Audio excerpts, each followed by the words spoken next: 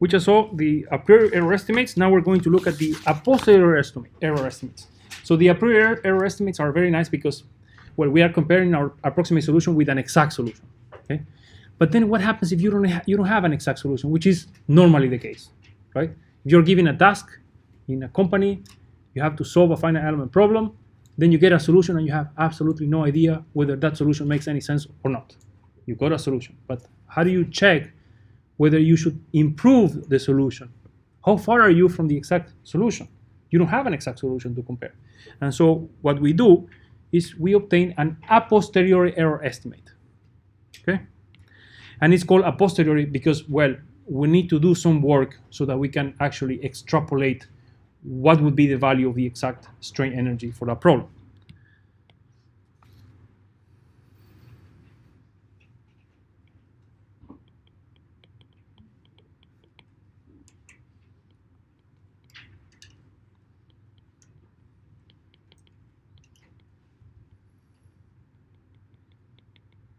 Okay. Well, if you remember, for FEM, what we obtain for algebraic convergence is that U minus UH in energy norm was bounded by C1, H to the power of beta H, and then the norm of U in energy space. Yeah? And now, this inequality, you can actually change it to an equality when your mesh is very fine. So these bounds are very sharp when you're having a finite element mesh that is very refined. Okay. So how do we try to estimate? So this is algebraic, if you remember, algebraic convergence.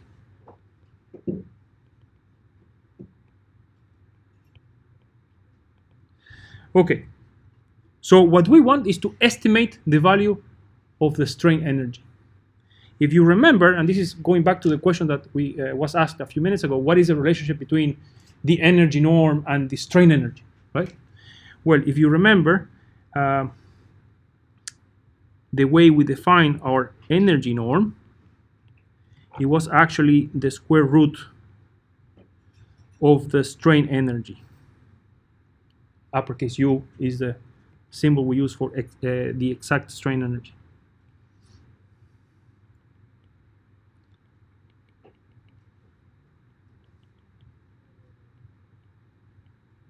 Okay? And well, if you remember also, there was a relationship between the strain energy and the bilinear form, right? So these were related as 1/2 of the bilinear form applied to U, B, U, comma, U. And so the error in energy norm is actually, if I combine these two, is actually the square root of 1/2 of B, U, comma, U. Yeah? Okay. So far, so good. All right, so let's take what we're going to do. So we're going to look at this guy. We're going to square that term. So all these terms are going to be square. And let's see how far we can go. Okay, so we take U minus UH squared, and this is energy norm. It's actually 1/2 of B U minus UH, U minus UH, equals of 1/2 of BU comma U minus 1/2 of B UH comma UH. And in the book, there is the theorem that proves this. Okay, so I'm not going to spend a lot of time here, but you can check of the proof of this relationship right there. Right, and all this says is basically here. This is that UE is equal to U minus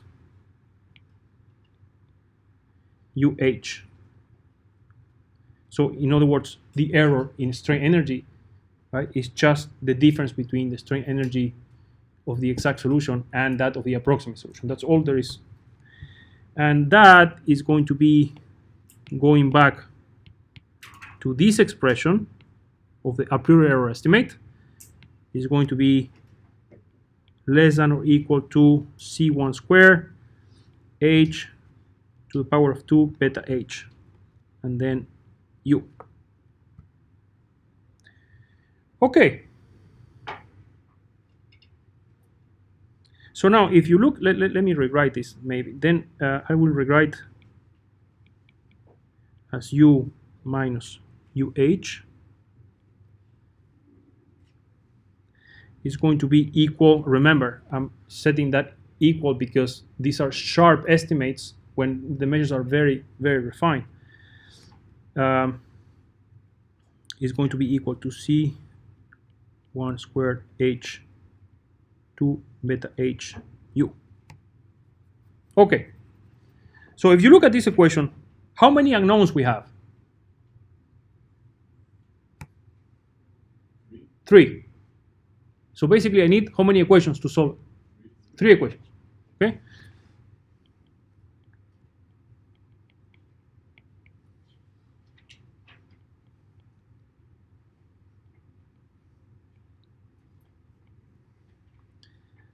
Then we need 3 equations. Well, so then what we do is we try to solve 3 different finite element problems to obtain 3 values of our strain energy of the approximate solution. And if we do that, we can actually solve a nonlinear equation to predict what is going to be the value of the exact strain energy. Okay? That's all we do. So say we have 3 different mesh sizes, H0, H1, H2. Of course, in increasing refinement, right? Doesn't make sense to have 2 of these solutions having the same mesh size. Doesn't make sense.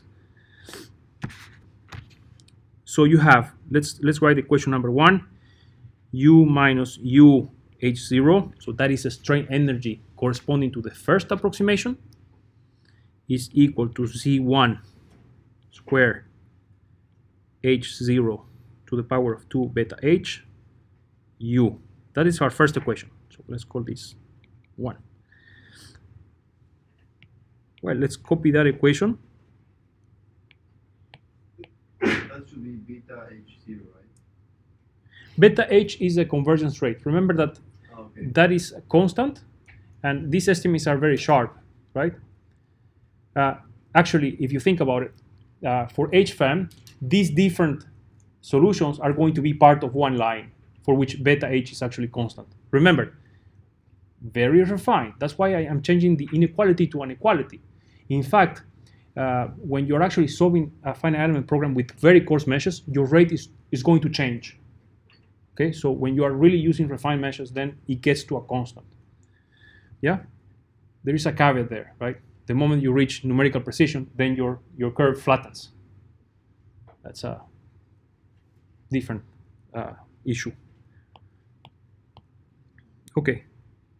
So now I have 3 equations. Let's get this right. So this is going to change. This is going to be 1, 2, 1, 2. Yeah? And this is my equation 2, and this is my equation 3. Okay? Okay, now let's try to get rid of some of these terms. So we take the log of 1 divided by 2, and then we get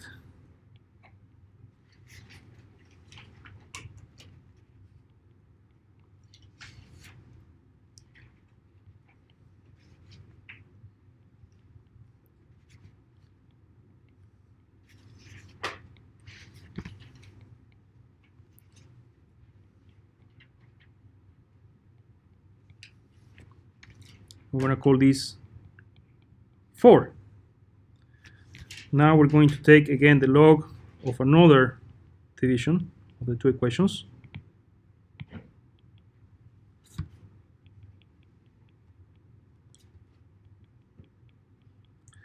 And I'm just going to copy this thing.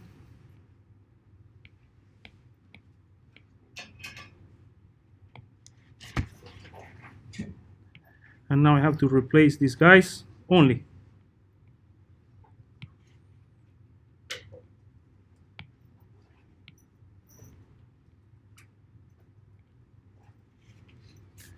And let's call that 5. Yeah, and finally, we're going to divide the last two.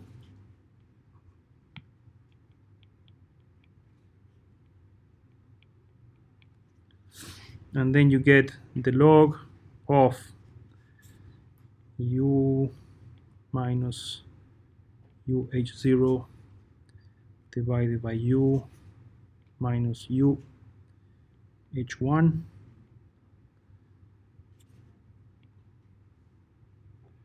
divided by the log, and kind of the same thing down, UH1 u minus UH2, and that is going to be equal to the log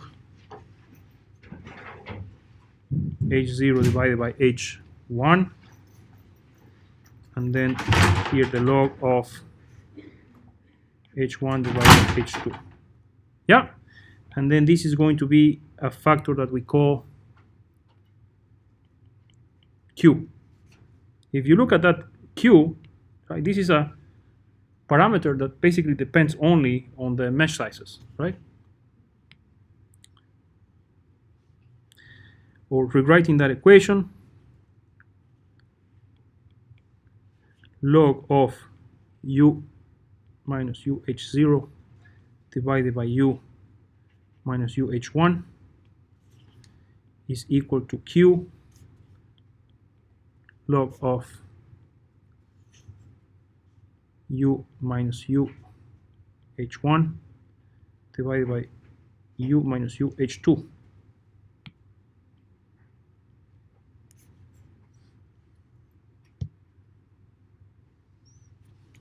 Or just getting rid of the log, u minus UH0 divided by u minus UH1 is equal to u minus UH1 divided by u minus UH2 to the power of Q. And that is a nonlinear equation. So very simply, if I have UH0, UH1, and UH2, right, and I can compute this Q because it's just a function of the mesh sizes that I used, now I'm in position of solving this nonlinear equation for the value of U. Yeah? So then we can solve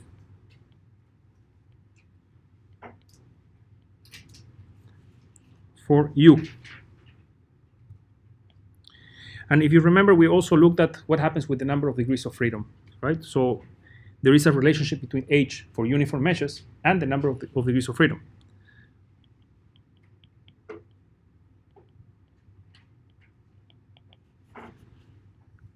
H is approximately equal to 1 divided by n to the power of 1 divided by d.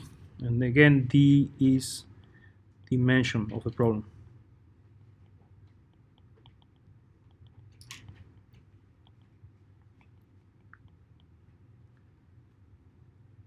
Okay? Okay, so if we use that, then this Q can also be obtained by using the number of degrees of freedom. So H0 divided by H1 is equal to N1 divided by N0 to the power of 1 divided by D.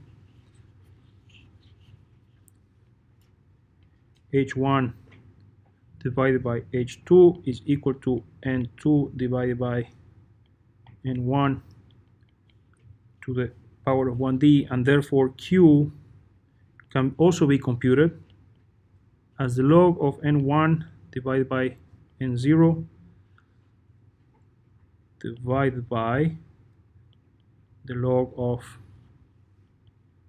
N2 divided by n1.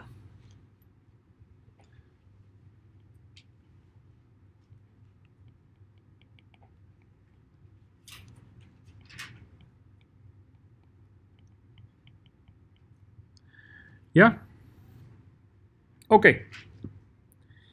That's it. That's pretty much it. So we have an a posteriori error estimate that allows us to approximate the value of the exact strain energy. You have a question? Are we missing 1 over d? We are missing 1 over d.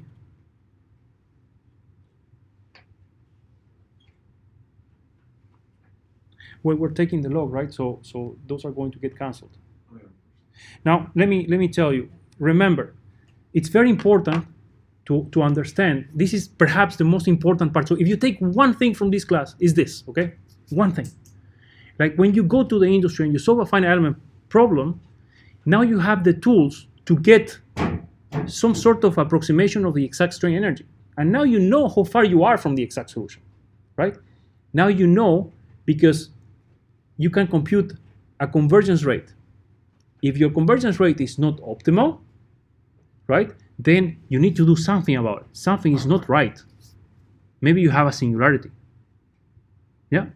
So you basically do the simulation 3 times with 3 different values of h. Yeah. And then from that, you compute 3 strain energies. Yes. And with those, you compute the exact one. But how Yes. exact is the exact one? Is it like perfect? Yeah, well, let me ask you, that is a good question. So who has an idea what can I do in order to see whether my approximation of the exact strain energy by solving this nonlinear equation is accurate enough? What will you do? So say you have 3 finite element solutions, right? And I want to check. I obtain one value of the exact strain energy, and then I want to check how accurate that is. What will you do? You can check the first 3, or no, the log plot of, and then the slope. Yeah, so exactly. Category of the problem. So the first thing I would do is I would just plot I would do a convergence plot, and then I would see, is my solution optimal? Is the convergence rate according to the a priori error estimates that we saw? If it is not, well, maybe my approximation of the strain energy is not right. So what will you do in that case? Yeah, you have a more refined mesh, and then you use what solutions? You have to pick 3. The one more refined. Yeah, the one more refined, and what are the other 2? Most fine one. Exactly. You pick the 3 more refined ones, and then you obtain a new approximation of the exact strain energy. Now, if that is, you do the same thing. You do the convergence analysis. You check the rates. Now, if that doesn't work and your rates are still not optimal, what do you do? Change method. Huh? Change method. So from H-FEM to P-FEM. Well, I would do it. I would try to understand why this is not working. Maybe you start to see perhaps there is a singularity, and maybe the convergence rates are not supposed to be optimal, right?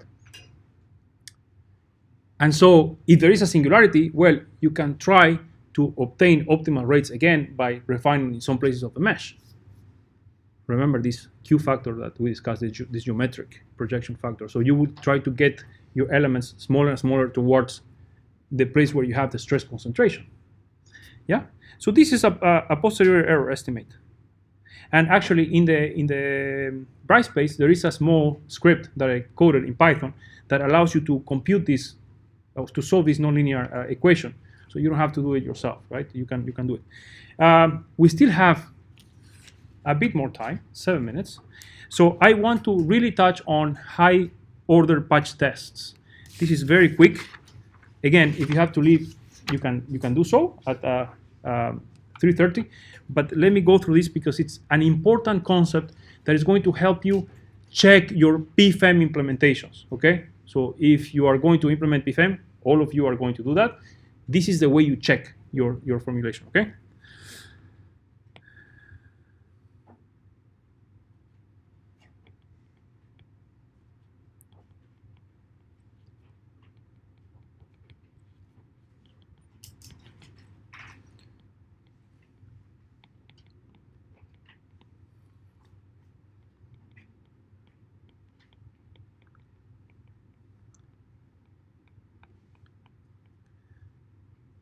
Okay, I believe we talked a little bit about this in the past. So you have the patch test, which was proposed by Irons, big guy in finite elements many years ago.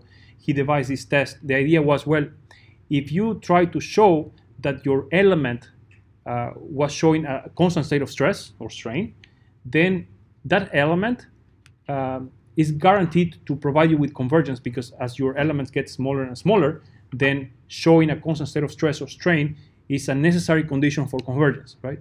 So in the past, where people were exploring and testing new finite elements, they would put this element in a patch test and show that their element was actually passing the patch test. And if so, that was a good element. Actually, there are people who got their PhD by just creating a new finite element and then show that it passes the patch test, which is interesting. So, well, the patch test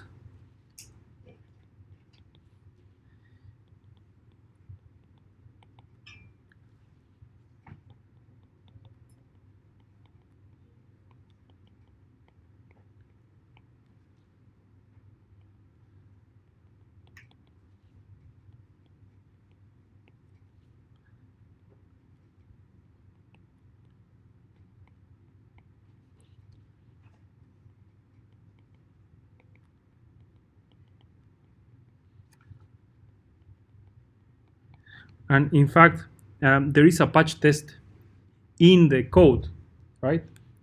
The two-dimensional problem that I give you in the code that you download from Brightspace is actually a patch test. So, well, that example looks something like this.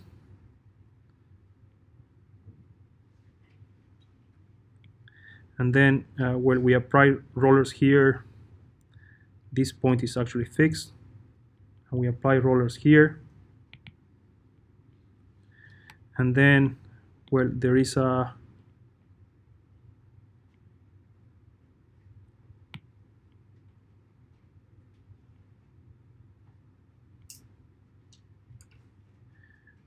distributed load right there.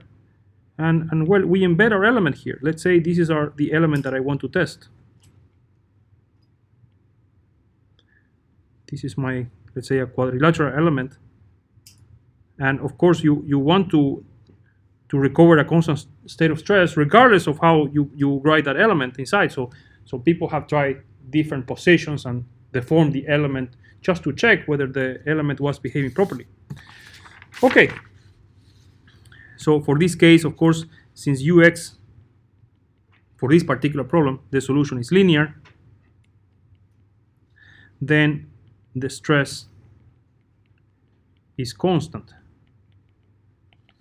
Now, we could actually extend this idea of the patch test and try to check whether higher order interpolations are implemented correctly, right? So if I have FEM, I can actually create a solution, right?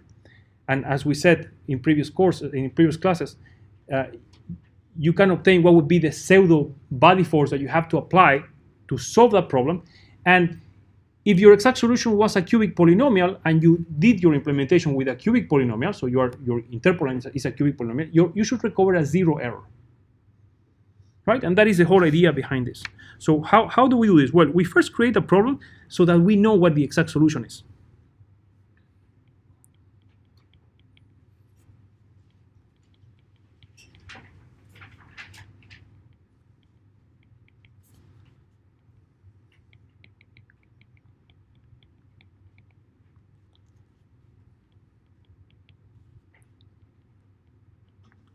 So here I'm saying, well, I know my exact solution is going to is going to belong to some space SP, right? For which it's a space of polynomials. Let's say quartic polynomials, right?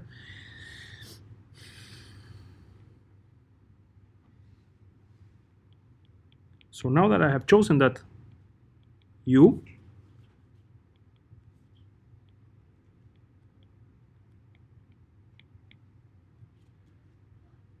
remember that once we know the exact solution U, we need to solve this problem, right? That's why right here the problem is the divergence of the stress tensor plus B is equal to 0, then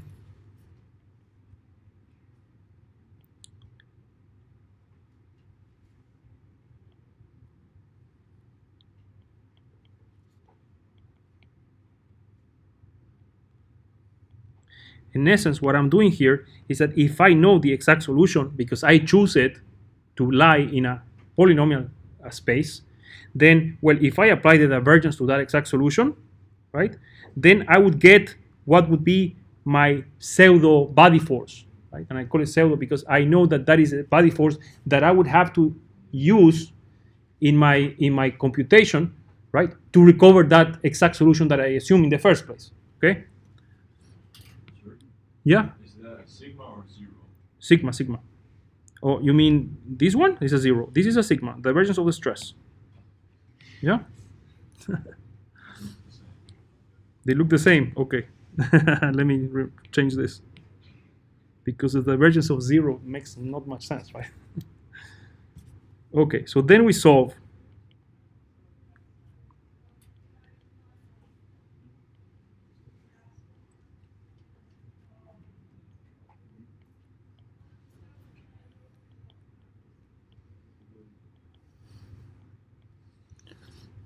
And of course, that problem is not well posed. We still have boundary conditions.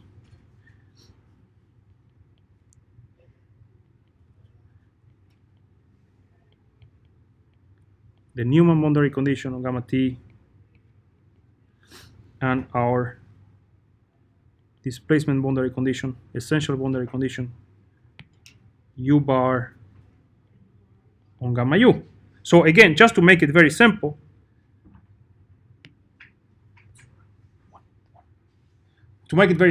and we finish. I forgot we have to switch. But you choose a polynomial space. Let's say my implementation, I want to check my FEM implementation for p equals 3. We choose a cubic polynomial, right? We obtain what would be the body force that is required to solve a problem, and then we solve that problem. So we put that body force with our polynomial approximation of cubic polynomial order. If I get a 0 error, then we're done. Our implementation is working perfectly. That is the way you check your implementation. So that's it for today. We have one class left. So in the next class, we're going to look at FEM in 2 dimensions, and that will be the last class for the course. Thank you.